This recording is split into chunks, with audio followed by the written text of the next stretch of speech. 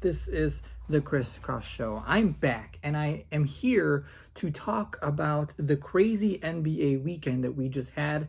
So I will be talking about the Nets and the Bucks game 7, the Sixers and their fallout, and who's to blame other than obviously probably the most popular one, which is Ben Simmons. Also, I'm going to give you a fly on the wall. I really want to talk about this one. My Western and Eastern Conference predictions, and I'm also going to talk to you a little bit about the All-NBA first team, second team, third team, and as well as the defensive team. So anyways, enjoy. Okay, so before I start, I know a couple of episodes I've done jersey talks, but anyways, I'm going to show you a jersey that's pretty basic.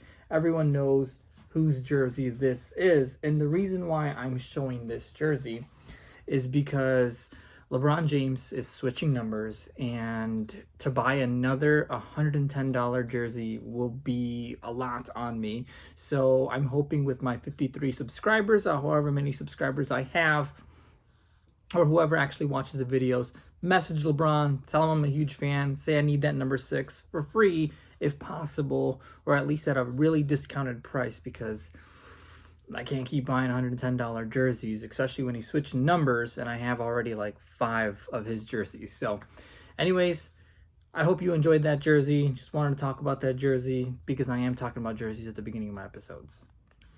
Okay, so I want to talk about the Brooklyn Nets and the Milwaukee Bucks game 7. Now, before I start, I want to just say that this game 7 was amazing to watch. It's everything you want in the game 7. Close game all round, no real big leads. And even if a team got a lead, like I think Brooklyn was up 7 or 8 at one point, Milwaukee caught right back up, diving for loose balls, overtime, last minute shots, everything you want in a game 7 with 2 equally matched teams is what you got. And it's typically what we get in a game 7. It's a really intense. Teams are struggling on the floor because they're nervous and they're tired after a long fought series and so forth. And I think this is exactly what we got. But the one thing I've been hearing a lot for the Brooklyn Nets that I don't want to hear, that I'm not tolerating at all, is excuses. Now, I was told that Kevin Durant is the best player in the world. Now, from what I have heard in the past, the best player in the world has to deliver. Obviously, we've given that title to LeBron, and we bash him for, having a cakewalk in the Eastern Conference and losing in the finals, right? We've blamed him for all that, and he's been called the best player in the world, and we've been asking him to deliver, and he's done so. He's done his part.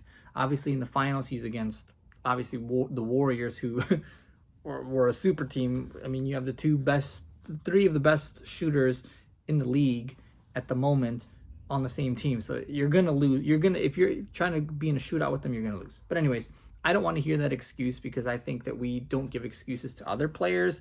And if we're going to give an excuse to another guy just because we like him a little bit more, or just because he's, just because we like him more, or in general, we just don't like the other guy. So I don't want to hear that excuse. Again, Kevin Durant was phenomenal. Obviously, there are some exceptions, like the injuries that the Brooklyn Nets had. But again, ultimately, that was their demise, just because it went into a lot of other things, which I'll get into shortly. But anyways, I don't want to hear the excuses. I think it's baloney. If Kevin Durant was really that great, he played great, I think he should have finished it off regardless. Best player in the world, finish it. Finish it, especially against the Milwaukee Bucks, who their best player can't even shoot. So, and especially a night where Chris Middleton and Drew Holiday have a bad game. I mean, you should be able to finish him off. No hesitation. But anyways, going to the Brooklyn Nets' excuses. So James Harden being hurt, I don't really call this an excuse, but I'm going to, consider it an excuse, because James Harden came into the season, obviously with the Houston Rockets, and was out of shape. Purposely came into the season out of shape to get out of Houston, go to Brooklyn. So again, James Harden did this to himself, gaining all that weight, looking out of shape. Ultimately, his hamstring paid for it, because his body wasn't used to being out of shape and exerting that much energy. So obviously, James Harden being hurt played a factor. And I think if James Harden would have made a couple of more shots, at least two or three more shots that he missed quite, it was one of those shots where you think James Harden's going to make, but he doesn't. I think if he would have made those shots, they would have won. And I think those shots would have been big for the team. But anyways, James Harden being hurt is also another reason why they were out.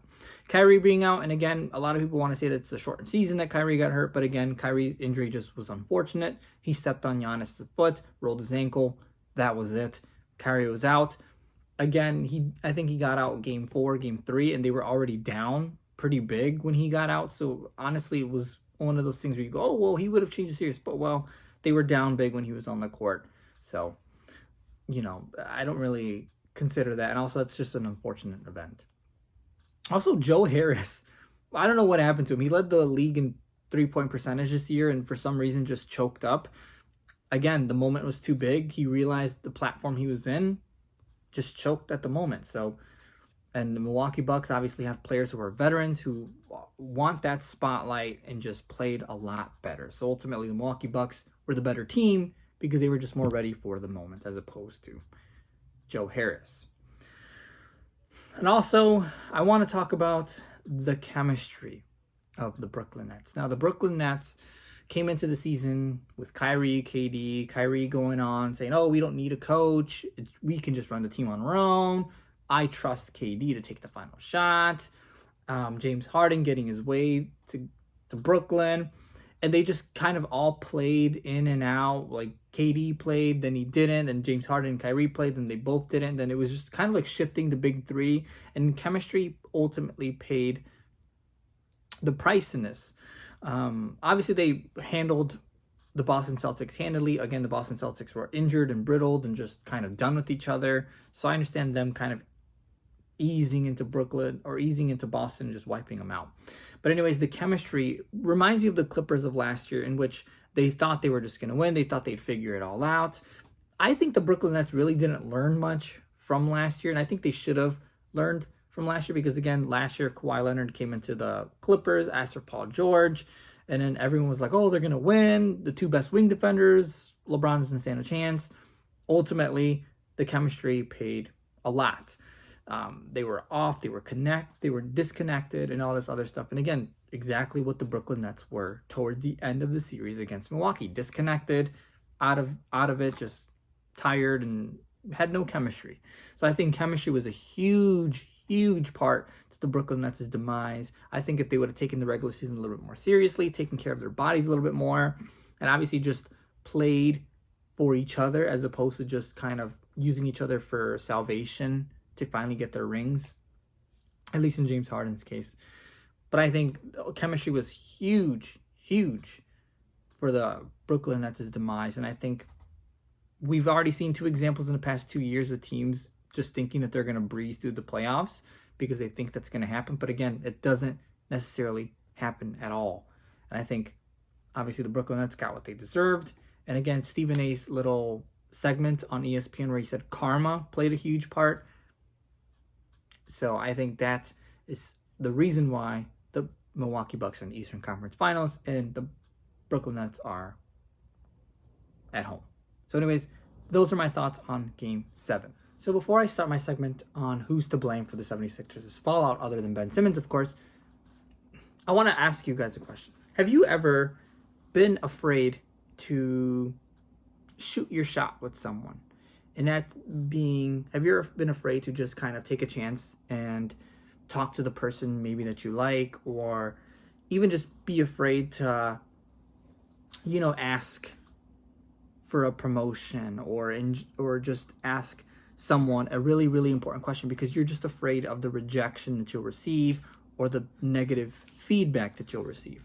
Now, I think this is where Ben Simmons is currently at with his jump shot and just scoring in general. And it kind of showed a little bit more throughout the series. He was afraid of missing his shot. He was afraid of basically being criticized if he missed. Now, again, this is me defending Ben Simmons a little bit more because I think that the way at least the league went for him, and at least the way the season went for him, was it was okay for him to not shoot jump shots because they were successful. Obviously, number 1 seed in the Eastern Conference. So as the season progressed, he kind of went with this more and more and more. And obviously, when it was time to kind of shoot more, he hadn't practiced it, so he was afraid of shooting. He was afraid of taking a shot, just like we all are, right? Like we're all afraid of missing or getting rejected. and we have that little self-conscious where we're just like, I'm better off here because this is where I'm perfect at. So let me just do this and do me, right? So that's just where I feel Ben Simmons is at, especially in this series where he was just afraid to shoot because he was afraid of missing and of all the criticism. So that's my 2 cents on that. But anyways, up next is my thoughts on the Philadelphia fallout.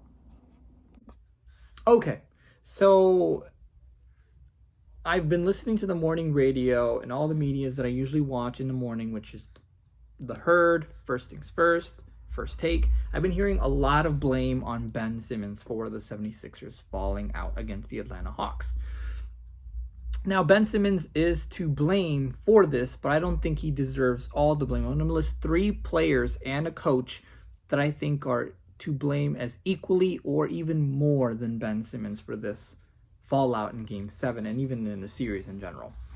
So anyways, number 1, Tobias Harris. Now, Tobias Harris averaged about 20 points per game, played pretty well most of the series. In the wins, played great. In the losses, not so well. So anyways, I'm going to look at 2 games with Tobias Harris, Game 5 and Game 7. Now, Game 5, it was tied 2-2 in Philadelphia. Tobias Harris goes 4 points, 2 for 11 from the field, and the only starter in the plus-minus that was a minus, which was -10. So Tobias Harris basically blew a flat tire in Game 5, a pivotal Game 5 that can really change the series, and came out with 4 points. Game 7, tied 3-3. He had 24 points, but went 8 for 24 from the field. Now, that's about 30%, I want to say. That's really, really bad.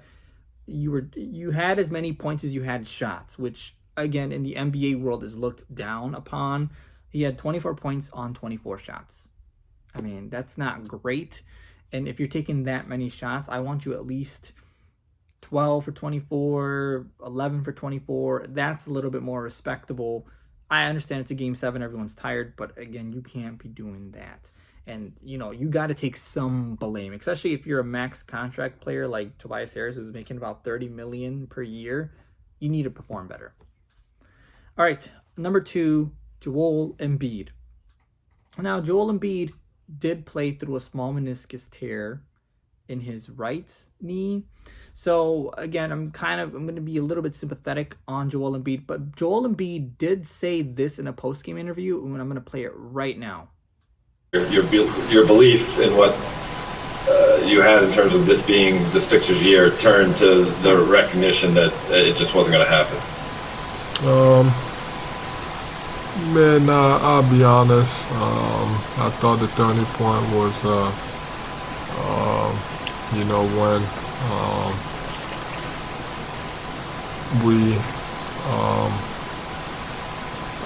I don't know how to say it, but I thought the turning point was just, we had an open shot, and we made one free throw, and we missed the other, and then they came down and scored, and we didn't get a good possession on the other end, and Trey came back and he made a 3, and then from there, down 4, and then it's on me. I turn the ball over and try to, make something happen from the perimeter, but I thought. So Joel Embiid said that the Game 7 turned after that play, obviously referring to Ben Simmons not going for the dunk and passing it to Thibault. Obviously, Thibault gets fouled, makes one free throw. Now, Joel Embiid, and this is where I start to blame Joel Embiid. Joel Embiid acts like he was the god of gods in this series, like he was amazing, he was great. But I think Joel Embiid plays best on the post. I mean, he's huge. He's 7'1". He's big. He's 250. I mean, he's just big. When you see him on the court, he's just huge. And for him to blame Ben Simmons and say, "Oh, the Game 7 turned when he did this," you have to look at all those other games. And I'm going to look at their 3 other losses: Game 4, 5, and 7. Now, I'm going to look at Game 4 first, and I want to tell you what he did compared to Ben Simmons. Now, Joel Embiid, game 4, I think scored about 17-ish points, maybe. He went 4 for 20 from the field goal. So, man, that's, what, 25%, 20% from the field.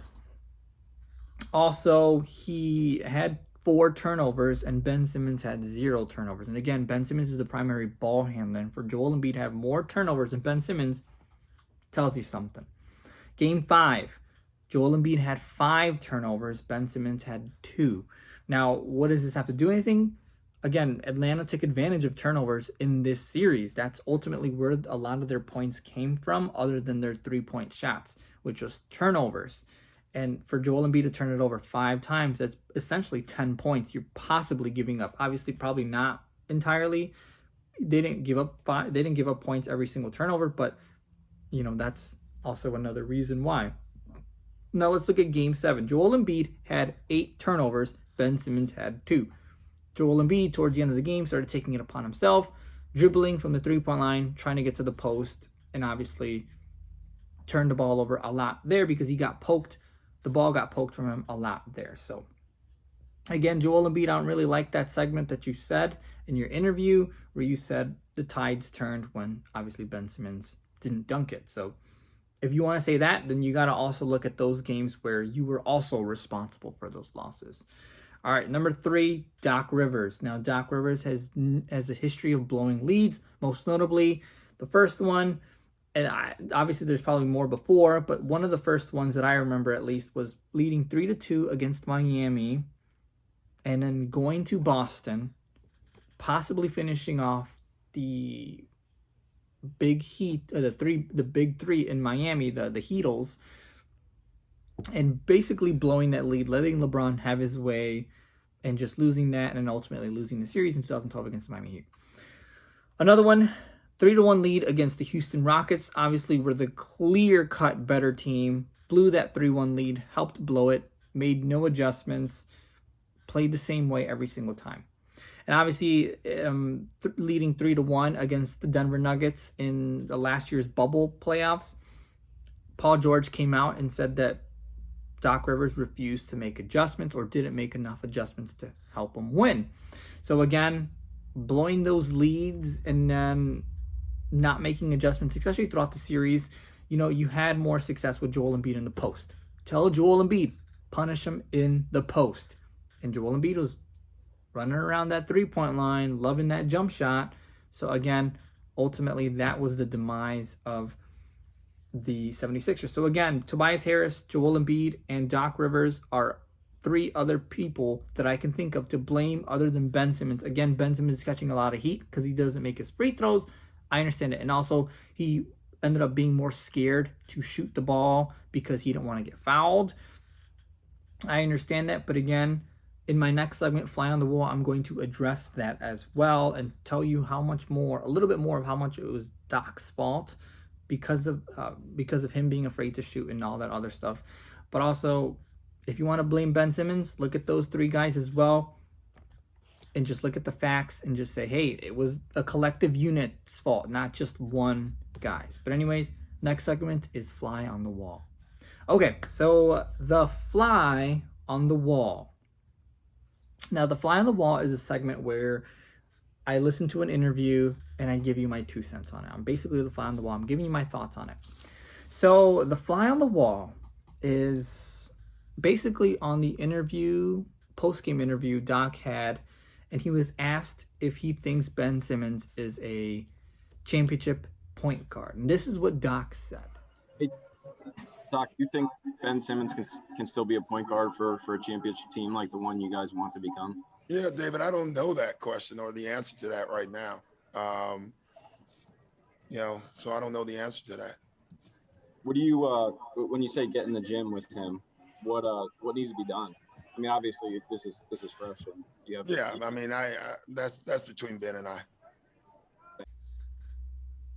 Now, when Doc said this, in my opinion, I think he's blaming everything on Ben Simmons. He's basically saying, I had nothing to do with this loss. It's all Ben's fault.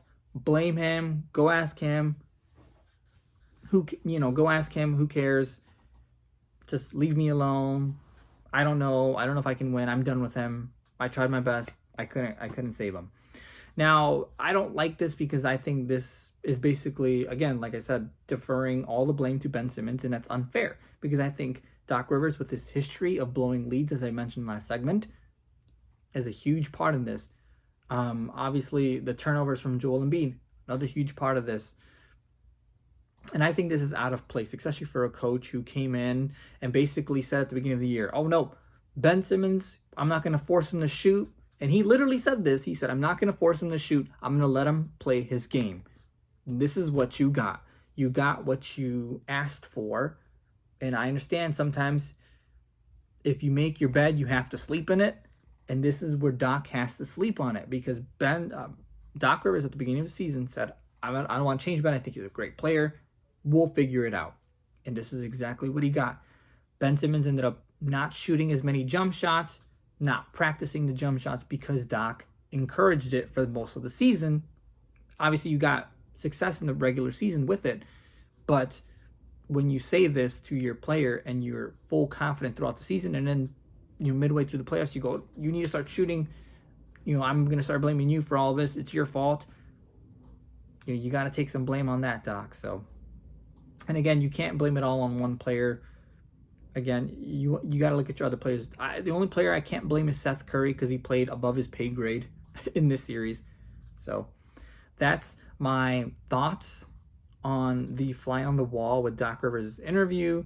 I thought it was out of place. And again, he encouraged Ben to not take many jump shots, for Ben to play his game and so forth. And again, he got what he asked for, which was ultimately what you saw Ben Simmons do this series. So that's my fly on the wall. Okay, so last week the NBA came out with their All-NBA first, second, and third team. Now this is basically the top 15 players per position in the NBA. So the NBA first team was Steph, Luka, Jokic, Giannis, and Kawhi. The second team was Damian Lillard, Chris Paul, Julius Randle, LeBron, and Embiid. And the third team was Bradley Beal, Kyrie Irving, Jimmy Butler, Paul George, and Rudy Gobert. Now, I have my issues with Kawhi being in the first team. I understand that he played a little bit more games than LeBron, and obviously Paul George, I think, played 2 more games than him.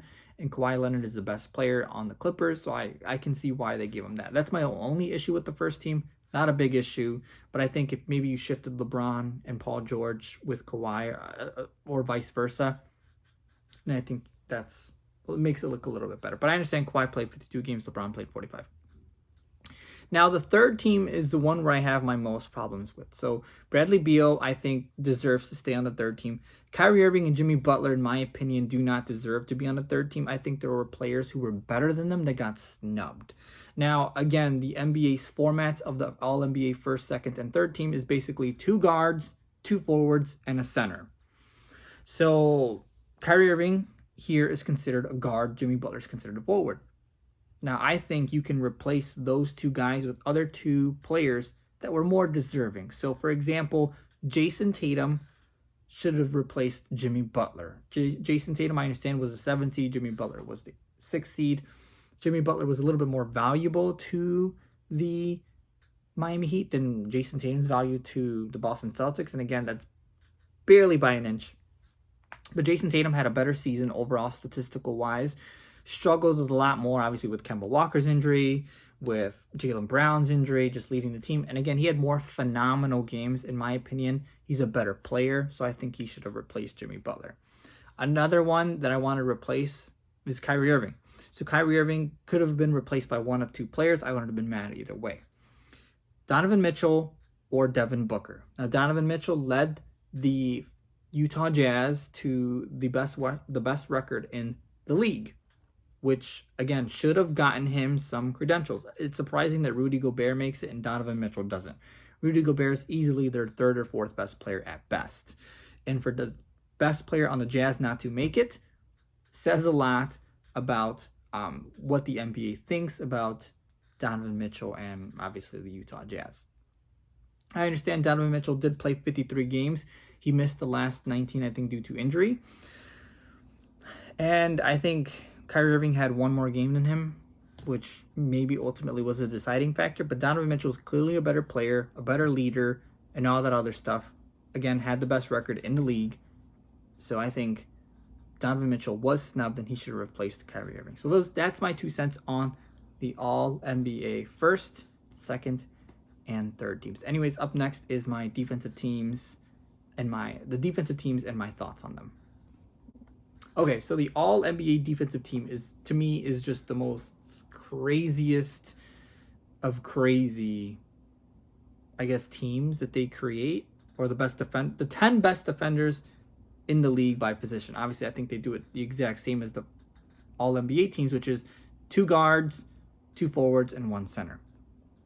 So the All-NBA defensive first team is Ben Simmons, Drew Holiday, Draymond Green, Giannis, and Rudy Gobert. The All-NBA second team is Jimmy Butler, Matisse Thybulle, Bam Adebayo, Kawhi Leonard, and Joel Embiid. Now, I have 2 issues, one in each team. So the first team, I have my issues with Drew Holiday. Now, Drew Holiday has been known to be called by a lot of commentators a great on-ball defender, great defender in general. I think it's a little oversold sometimes. Obviously, I kind of ate my words when I saw him defend KD in the Eastern semis.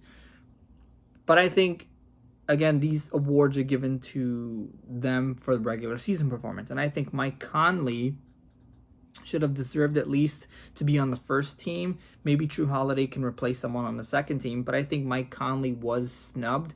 And if I wanted to trade any of those guys out, I'd trade Mike Conley for Drew Holiday, just because Mike Conley, in defensive efficiency, led the entire league on eligible players. Again, Mike Conley did play 51 games, which maybe was a factor in that. But when he was on the court, at least guarding the guards, he was spectacular. He was better than anyone else, especially for his older age. I think he should have at least made the team. But I think if they would have replaced Drew Holiday with Mike Conley, I wouldn't have batted an eye. Anyways, my problem with the second team is Kawhi Leonard. Now, Kawhi Leonard is a pretty good defender when he wants to be. He hasn't played a lot of defense, or a lot of great defense as of recently, because, again, he's taken more responsibility on the offensive end.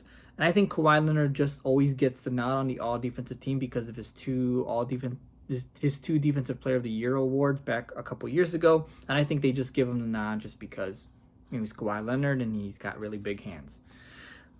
I think Kawhi Leonard makes sense, but if you were actually looking at defensive efficiencies and all this other defensive stats like they typically do, there are other eligible players that were way better. So, for example, LeBron James had a better defensive efficiency than Kawhi Leonard. Dario Saric, Marc Gasol, and George Niang, they all had better defensive efficiencies than Kawhi Leonard, but didn't make it. Obviously, it's kind of funny that the Lakers had the best defensive team in the league, at least efficiency-wise, as a team, and none of them made the all-defensive team. But, again, that's neither here nor there. I think some other players should have gotten a nod over Kawhi Leonard, in my opinion, at least on the second team, just because Kawhi Leonard, his defense has kind of gone a little bit down since he won those awards. Because, again, he's taken more responsibility on the offensive end. So that's my 2 cents on the all defensive teams. I really like it for the most part, other than those 2 players that I just listed. But again, that's just my opinion. Who am I, right? I obviously don't get a vote on this, but that's just my opinion. Anyways, up next is my Western Conference Finals and Eastern Conference Finals predictions. Okay, so starting off with the Western Conference Finals. Now, Game 1 was yesterday afternoon with Phoenix winning against the Clippers in Game 1. So Phoenix leads the series 1-0. Now, my prediction is that the Phoenix Suns will win in 6 games. Why? Devin Booker has been sensational. I do believe he will slow down if Chris Paul continues to be out for games 3 and 4. I think he can pull off Game 2, another phenomenal game in Game 2. But I think if he doesn't have Chris Paul back by 3 and 4, he might get gassed out because they're going to start defending him a lot more and a lot tighter. So I think Devin Booker is going to be a huge reason why the Phoenix Suns win in 6. Chris Paul, as I mentioned, if Chris Paul can get back for games 3 and 4, he can take some of the weight off Devin Booker. And obviously, we know Chris Paul's a great leader, underrated leader, probably one of the most underrated leaders in the league. And I think he's going to play a huge part Also, chemistry. The Phoenix Suns have played together all year. They don't really like taking games off. Yeah, they've taken some games off with injuries, rest, and all this other stuff. But for the most part, they've been pretty much a collective unit. Everyone knows their role. Everyone knows where they're playing, where they're at on the court. And I think their chemistry is there. Again, the Clippers are injured. Kawhi Leonard, is he going to come back? Is he not going to come back? There's still no confirmation, which is kind of crazy. But again, Kawhi Leonard being hurt is a huge part. And again, the Clippers are playing amazing, but I think Terrence Mann is going to reach his ceiling at some point this series. I think Paul George, he's going to get a little overwhelmed because he's going to be the primary scorer. I'm going to look at Marcus Morris and Nicholas Batum and see if they can get some scoring going, because I think if they can't get that going, the Suns are ultimately going to win because of Devin Booker, Chris Paul, and obviously their chemistry has been amazing all year. So you gotta give a nod to that. So again, Phoenix in 6. Now the Eastern Conference, the Milwaukee Bucks in 6 over the Atlanta Hawks. Why? Giannis Antetokounmpo. Giannis scored 40 points, had 10 plus rebounds, and basically I think every game against the Brooklyn Nets. Giannis ate. He ate a lot against the Brooklyn Nets, and I think Giannis is going to finally reach or finally go over that hump that he's been dealing with and make it to the finals. And I think this is the best route for him. This is, in a sense, the easiest route for him. Again, the Atlanta Hawks are not to be played with. I underestimated the Atlanta Hawks and how good they are, but I think Giannis is going to eat in this series. Also, Trae Young is hurt. He's been dealing with some right shoulder soreness.